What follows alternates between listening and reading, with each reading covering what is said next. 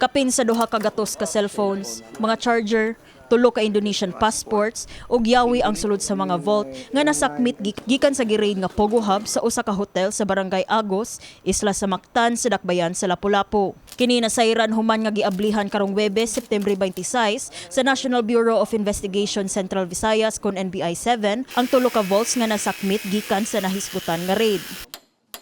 Ang pagbukas sa maong mga vault subay sa padayong investigasyon sa NBI-7. Nagkanayon ang Regional Director sa NBI-7, si Atty. Renan Oliva, nga moagi pa ni og eksaminasyon ang mga cellphones nga nasakmit.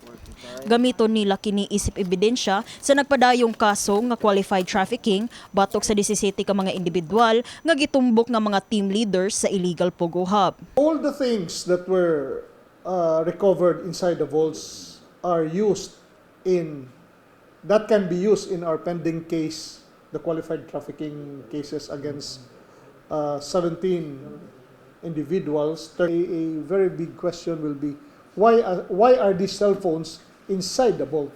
Yes.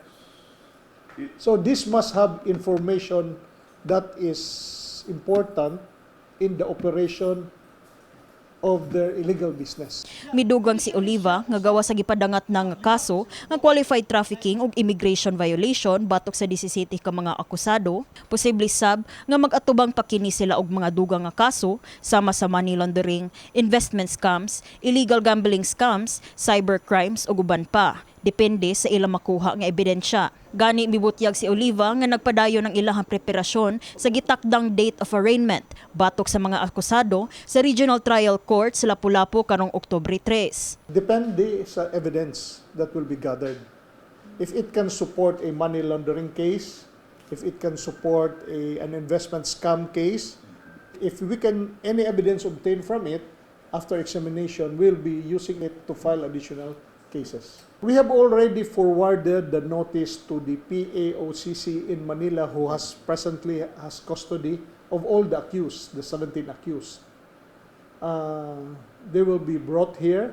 Sa pagkakaroon gisusi sab sa NBI-7, kuyog ang Department of Interior and Local Government kon DILG o Bureau of Internal Revenue kon BIR kung naduna bay mga government personalities nga nalambigit o kakonsabo sa pagpadagan sa maong POGO hub. LG on the part of the local government's involvement, if any. The Bureau of Internal Revenue on part of the taxes that have been collectible taxes from these individuals. Kini si Elaiza Penaranda, alang sa My TV, Cebu.